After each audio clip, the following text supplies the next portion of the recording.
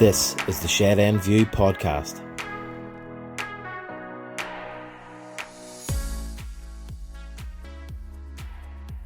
Hello folks, we're back again. We're excited after a year of, very little football to start up the Shed End View podcast again, and thought the best way to start it again was the man who's earning his, if he was in soccer AM, he'd be earning his hat-trick ball for the game on the podcast.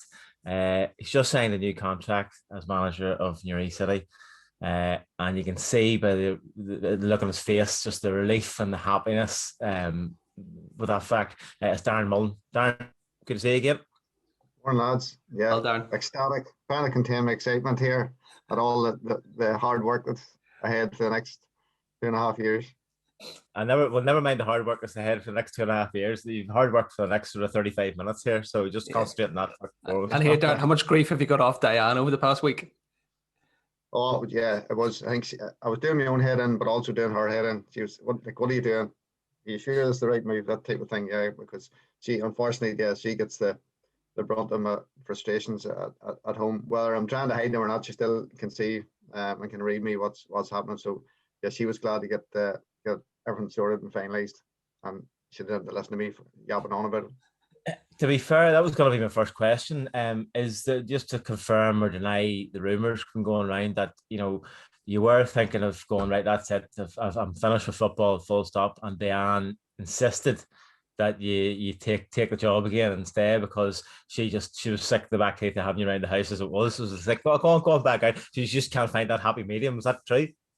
Yeah, I wouldn't deny those rumours. There's only this lockdown's good in ways, and other ways not so good. There's only so much of being at home that either of us can take. So no, look, she was happy as well, and even the kids as well. I remember the article you'd done on the back of the paper that it was questioning the future, and it was sat down on the back of the kitchen table.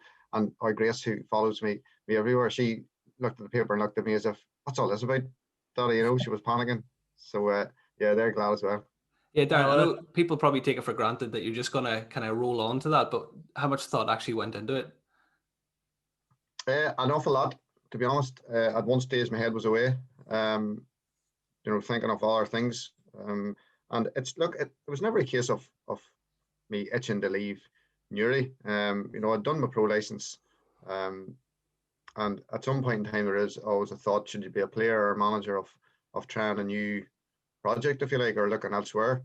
And that did enter my head. Once this lockdown gives everybody a lot of time to think and mull over their future, and that's just exactly what I did. Because what you don't want to, I said to Gareth before, familiarity breeds contempt. You don't want to just roll on into something for the sake of doing it. I have to be the best person for the job at Newry, and I have to make sure that I'm giving that 100%. So it wasn't just staying on for the sake of staying on. The club has to be, the aim will always be to get back to the Premiership, and should it be me or anybody else, if you haven't got that thought in your head, you shouldn't be at the club.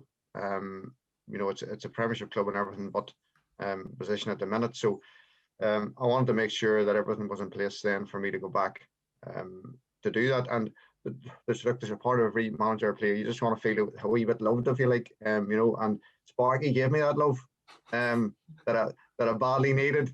Off the record. Yeah. This is being recorded. This is going down in history. So oh no, man, it's one of those ones where when Gary Wilson's landing up to your door with 6 bottles of Erdinger, I mean, how can you turn that down? Like that's like one of those sheiks landing at his door with a bottle of wine. That's the equivalent of Gary. I'm interested to know then, if he's landing up in order to convince you to stay, he's landing up with six bottles of fine German craft beer. What's his transfer war chest then? What does that entail? Like a packet of potato and a couple of 2 bottles of Buckfast and a bottle of Coke. I think I've emptied it after that. Yeah, I've taken whatever sign on for anybody else is trying to get. But no, look, in fairness to the guys, there probably was that element within the committee in the group to say, Darren not leave, and I'm not saying that in any derogatory manner. It's just the nature of my relationship with the club. But then when it was apparent that there was a serious chance of me leaving, I think then there's a bit of a a bit of a wake-up call. But yeah, once that was settled, then fine. Any notions of leaving or thinking elsewhere was completely gone, and just my obsession with Newry then was reinvigorated and just focusing on the season ahead now. But here, Darren, was there also an element of, obviously you didn't get to play any football last season, so was it kind of like if you were going to go out, you wanted to go out giving it a go as opposed to nothing happening and having kind of no last season to really talk about? Yeah, I mentioned before about it was a feeling of going at the back door, if you like.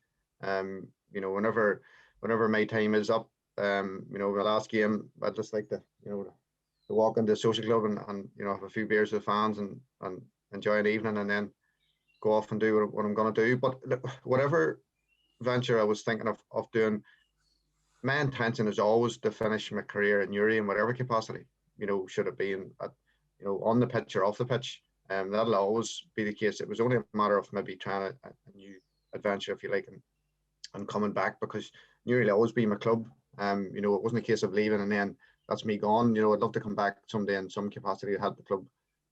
Should it be on or off the pitch? So just see what happens. In terms of, looking forward to, we could talk about how last year and the last 12 months has been terrible on and off the pitch for everybody. But obviously we're talking in the context of football here. We have 2 matches, 2 Mid-Ulster Cup games, very much spread apart as well. Does it give you, touched on when you did the newspaper article with me, whenever you signed, that it's a fresh start, it's a clean slate sort of for everybody? It's unusual circumstances. We're sitting at the end of February, you now have probably, well, we don't know when the next season's going to start, maybe the guts of 6 months, 6 months before you're back into maybe hopefully the start of next season. Does that give you sort of ample time then to sort of rejig things and iron things out that needed ironed out? Yeah, that's probably the only real advantage of that you've a lot longer now to prepare for the next season. Once you've that disappointment of things dragging on and they're finally ended, that the season's finished, then you can focus on the new season ahead. So with a Zoom meeting with the coaching staff and sat down and looked at areas where we need to improve and need to bring players in. So that's in process, and you certainly can't have any complaints in terms of preparation time, should it be your pre-season and adding to the squad. So yeah, a whole fresh approach to the thing. Forget about last year, get the disappointment behind us, and look forward to what may come. In terms of, obviously, Premiership status is something that the club has obviously had in recent times, and obviously wants to get again. How important is that for you, sort of personally, in terms of getting another chance to sort of manage your hometown club in the top flight again? Yeah, every manager wants to be managing at the top level. In whatever country they're working at. Should it be Championship manager in England, you want to test yourself against the best managers in the country. And when you look back at that season that we had, fine margins. Look, ultimately we weren't good enough as a squad, but learned a huge deal within that. You learn more actually playing in that season than you would on any coaching course. Should it be the pro license or whatever it might be, when you're in the thick of that and you're maybe changing formations and changing tactics and you're doing a lot more in-depth analysis of your opponents, that's a huge learning curve, and it was terrific for me. So there's a lot for me to learn from and use going back into that environment, if and when we do that. So yeah, it would be brilliant for myself, the club, and everybody else. The club needs to be in the Premiership and to evolve, should it be even financially or academy or whatever it might be. That can only help. So that's the aim for everybody, and that's why I want to make sure that everybody was on the same page, because mediocrity will get you nowhere, and settling for certain things. You have to keep evolving and getting yourself out of your comfort zone to progress, should it be as a person or as a club. Yeah, Darren, I remember at the start of last summer, whenever you were allowed to train again, Gareth and myself were down, and you had said to the squad, you believed you had a team of players there who were good enough to push on and get promotion that season.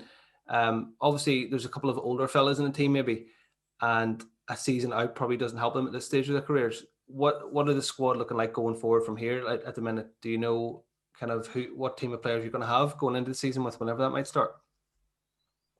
It'll be pretty much the same as what we had. As I would imagine, a lot of our clubs are the same. I'd be surprised if there's a mass exodus at any club, because didn't really get to play football, and I'm sure a lot of clubs should you're saying for Dundalk, Loughgall, wherever it may be, you wanted to play for that club and didn't get the opportunity. So I'd be surprised if there's a big turnover of players within that. Yes, we have players who are older but still not finished, still have something to offer. I'm not one for resting on sentiment.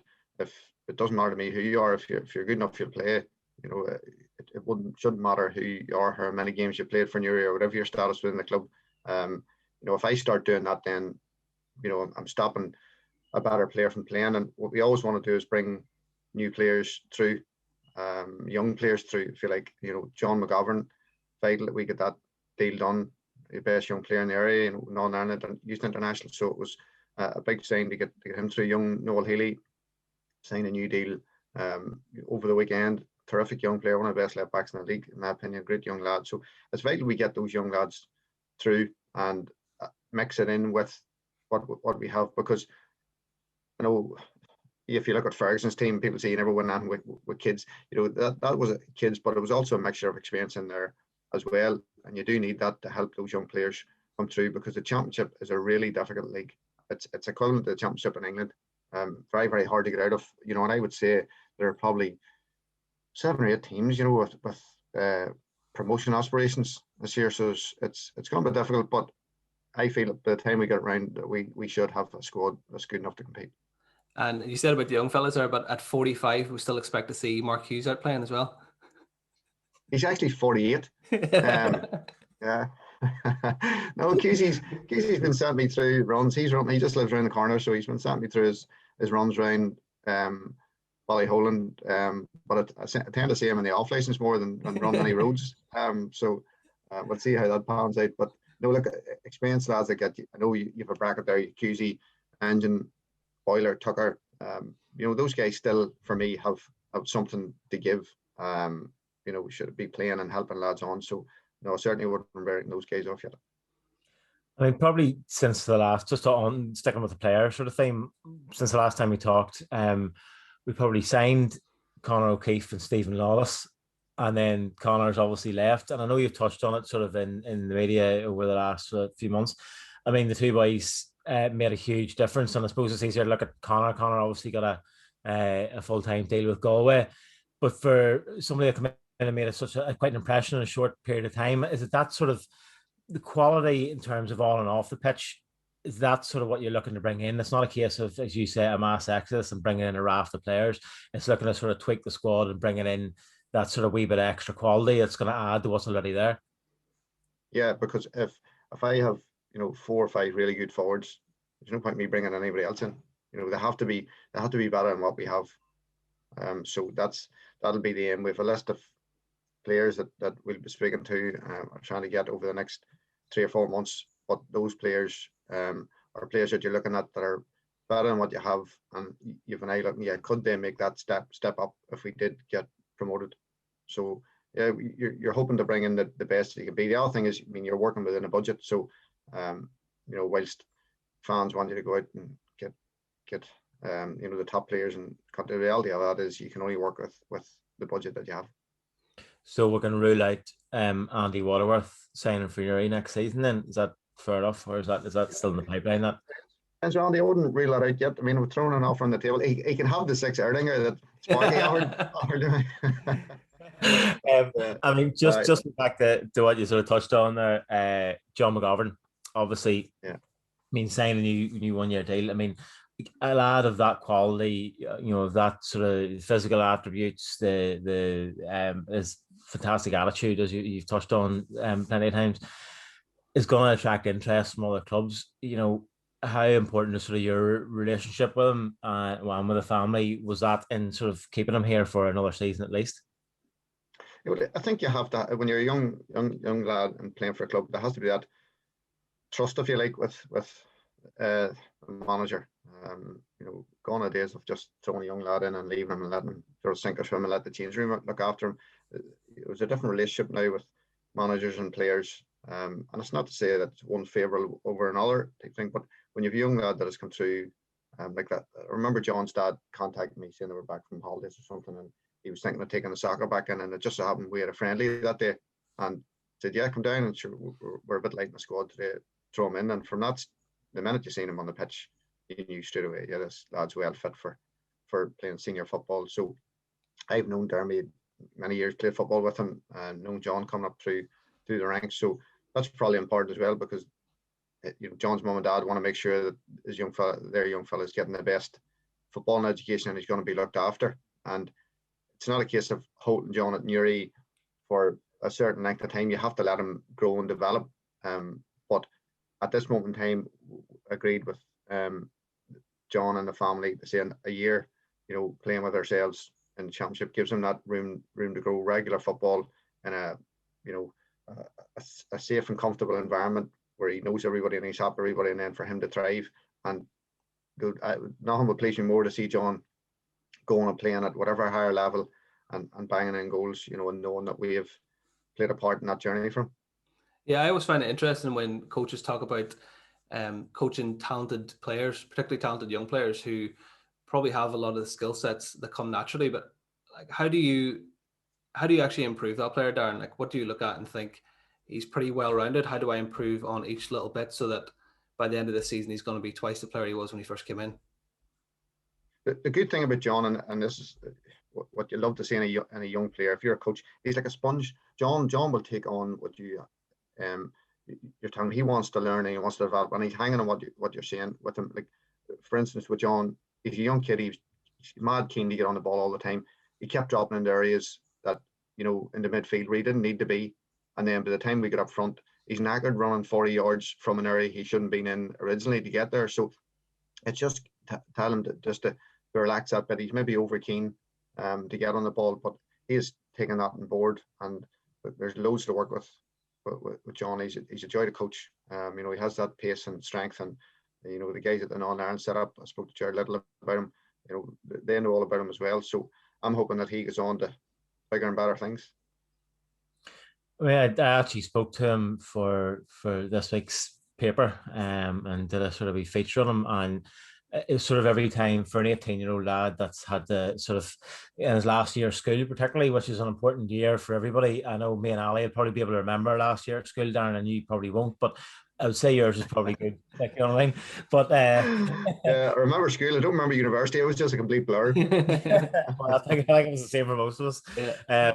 But I mean, he's missing that social interaction of a lad that's 18 years old, and obviously missing his football as well. But it's sort of his attitude and how he puts things across, and his drive and determination. He comes. He's got a very old head and young shoulders. I mean, do you need that sort of in a modern day player, particularly when you're playing at such a young age? You need that mental fortitude as much as you need the physical attributes. Well, look, you have to whatever profession you're in, and even speaking for myself as a coach and a manager, I want to make sure that I'm the best that I can be as a manager.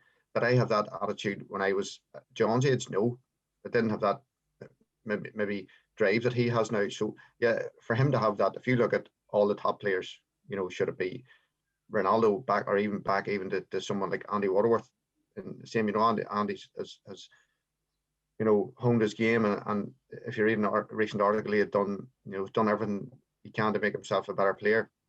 John has that attitude. If John doesn't make it at whatever level, it certainly won't be for lack of effort. So moving on to something probably less positive, I suppose. A couple of bits you sort of start with. Obviously, you've been quite vocal over the last, sort of 6 months in terms of the championship not getting elite status, and obviously us not being allowed to play. And I know we've touched on this before with the paper, and that it's not a position we wanted to be in, and nor is it a position you want to be in going forward. But in terms of it's something needed to be done. And obviously, unfortunately, it didn't sort of bear fruit in the end. But how frustrating was it? Just to recap, the amount of work and the amount of sort of talking to people and trying to organise things that you were doing, that sort of it didn't eventually come to fruition. Yeah, there's a frustration that, look, the COVID situation has been terrible for everybody. And if you're getting to a point where you can't play football solely because of that, then, you can take that and say, right, fair enough. but we could have been playing football earlier, and we were frustrated with the people that were supposed to be representing us. Did they represent us in the manner that myself and the other managers at the time thought? No, it didn't. There's no point in saying anything different. When we asked to speak to the AFA, we didn't get that chance to speak to the AFA. So that builds up frustration and a sense of isolation. You're looking after the Premiership and you're not looking after the Championship. And there's nobody argued against our case. Everybody could see that we were, supposedly in the same bracket as the Premiership. So that there's a sense of frustration with that. And again, that probably spills then into the Irish Cup. How it's been handled. And, it's great. I know Stephen Bigham put it out in for last night, and that's a great coup for him. But should that be the way that clubs find out how the Irish Cup is going to be run? No, it shouldn't be. We have no dialogue with the AFA. There's been no suggestions as to how they're going to run this. I know there was again a few weeks back a statement came out after I'd done the interview on UTV to say the Irish Cup will run as normal. No one has spoke to us, any of the Championship clubs, to say, right, okay, this is our suggestion as to how you manage that. So as far as we're concerned, our season's over, and we're not playing any more football, and no one has spoken any different to us in terms of any other alternatives. So what that does, that builds up that frustration then. Yeah, you were obviously very vocal about it, and rightly so, but did you face any backlash for that? Did you get any kind of tellings off behind the scenes of you shouldn't be saying this, you shouldn't be doing that? I think there are a few people who weren't happy, within certain bodies that weren't happy with me rattling the cage, but I don't care. If people had been doing their jobs and representing us in the right manner, I wouldn't have to do that. You shouldn't have to have 12 managers coming out with a statement. That was an indication of the frustration of what was happening. And then you had, disagreements within clubs. I feel like we were fine, and I have to say Jack was great in terms of backing me and my stance in the club, but not everybody agreed on it. And if that had been dealt with properly at the outset and given that he's status, none of that would have happened. But in terms of any backlash, there was a few people who weren't happy with me, but that didn't bother me too much. You've been in your you've been in Newry for over a decade, so you're probably used to that anyway. Yeah, it's like working in Bosnia for it's the equivalent to working in Newry for peacekeeper. 10 years.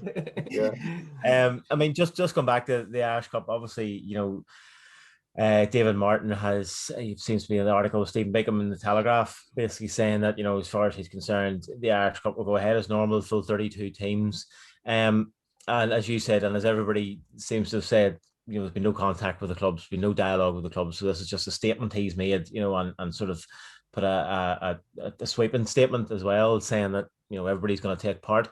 From your position as it stands now, end of February, with no contact from the IFA,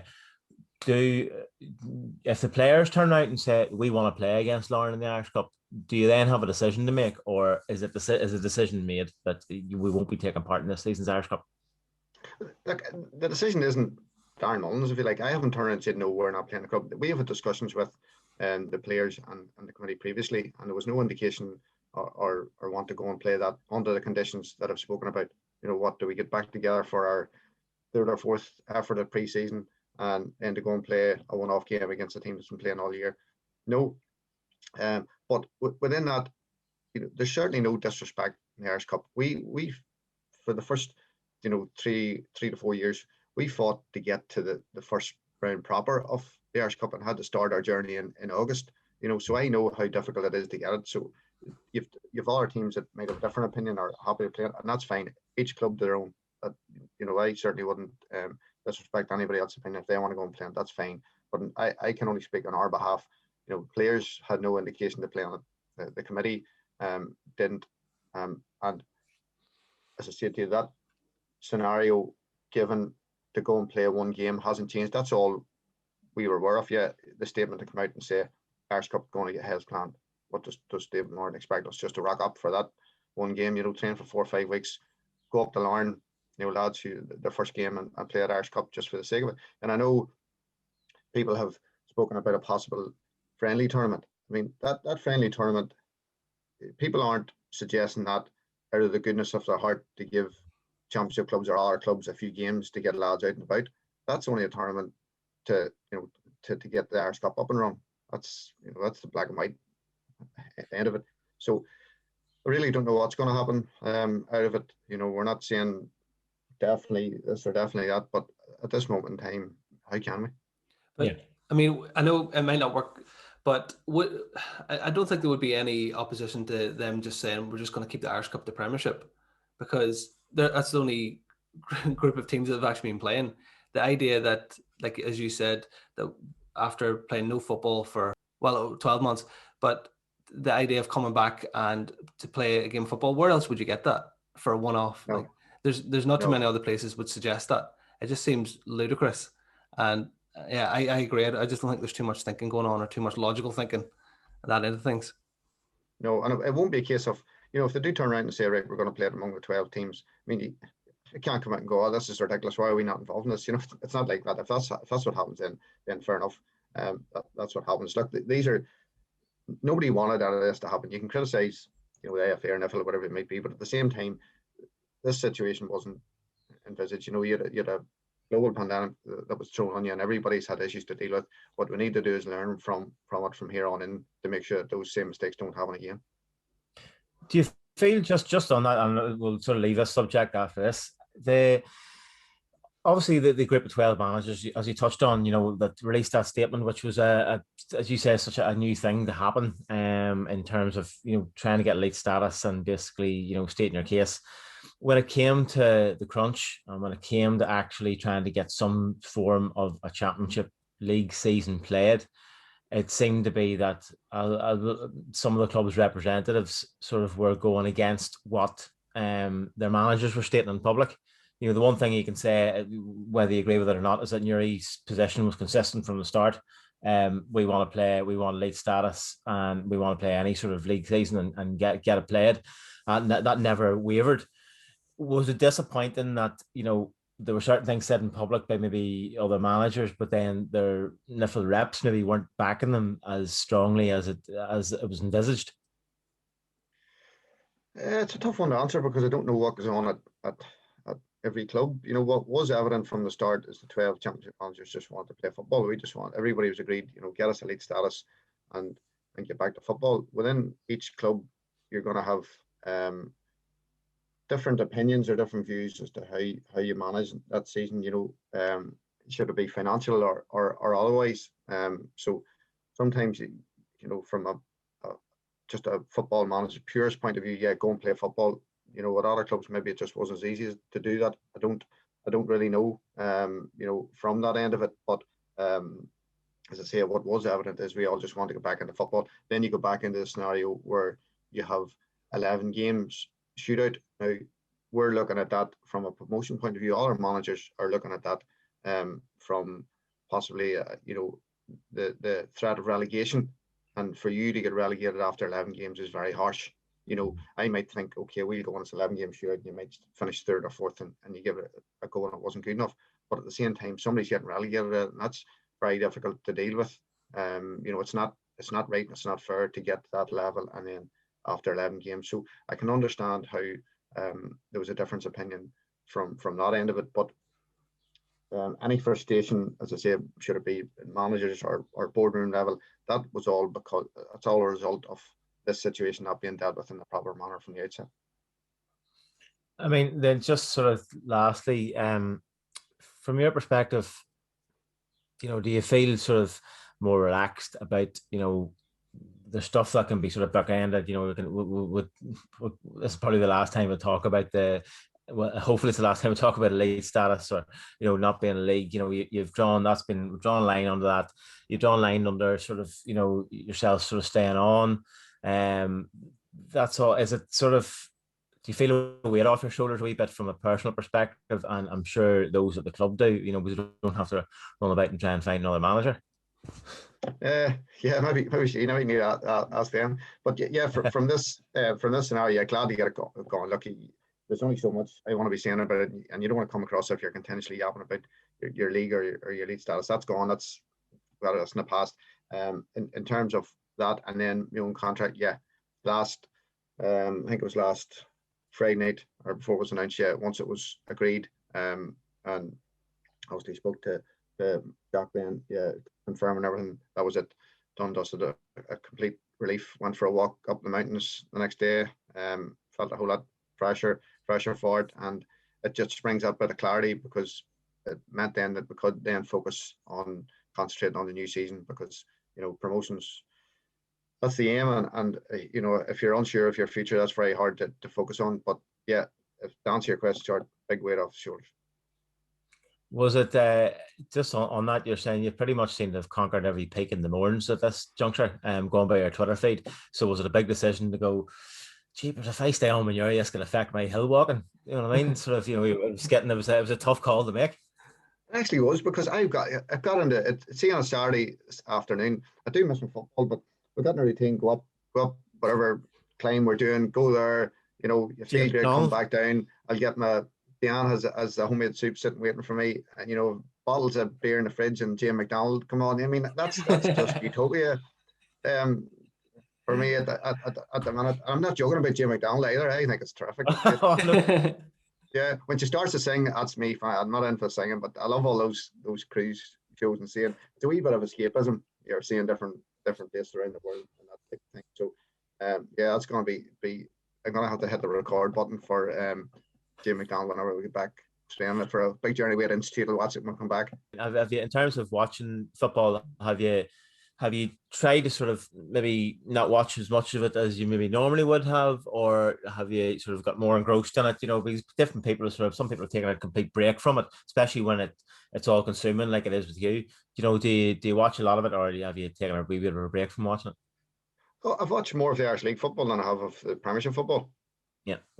Because I enjoy watching. You can relate to it a lot more, and a lot of the games have been really good. So yeah, enjoyed watching that end of it. I haven't enjoyed watching Liverpool of late, so I don't mind taking a break from. I'd say you have, all right. So I don't mind missing those games, but yeah, it's been good watching that end of it. But I would watch football just for the enjoyment. I don't get engrossed in sort of the tactical end of it too much. Unless it's somebody that you're possibly playing against or something like that. But just sitting back and enjoying watching the games, and setting up new drills for the season ahead, and that type of thing. Just getting myself ready. But it's important to enjoy the break as well, because when you do get back, it'll be all consuming. And just very lastly, I suppose it would be remiss of us not to say, have you any sort of message for the fans? I know you'd be speaking to the fans regularly, you'd see them down the street and stuff like that, and which is one of it might be one of the plus points of managing your hometown club. I'm sure it's also one of the drawbacks of when you can't avoid the supporters down the street. But if you have something to say, then obviously it's been a year, bar the two Middlesbrough Cup games that they've been able to watch the team. You're staying, new season hopefully on the horizon. What's your message to them? Yeah, probably the fans as well played a part in my decision to stay as well. I wouldn't want to leave without saying goodbye to them in the right manner. So I know it's been very tough for them over the past year, missing their football, missing down to showgrounds. So it'll be terrific to see them all down when we do get back playing, and having them at away games and putting the flags up. That's something that we're all looking forward to. But we can now see light at the end of the tunnel. I'd be surprised if next season doesn't go ahead as normal, hopefully with fans back. So something to look forward to, and as much as they're looking forward to getting back to the showgrounds, we're equally as excited at seeing them back. Yeah, Darren, it'd be good to get back to normal when it's 0-0 at half time and somebody shouting, "Mullen, you haven't a clue, take him off, put him on."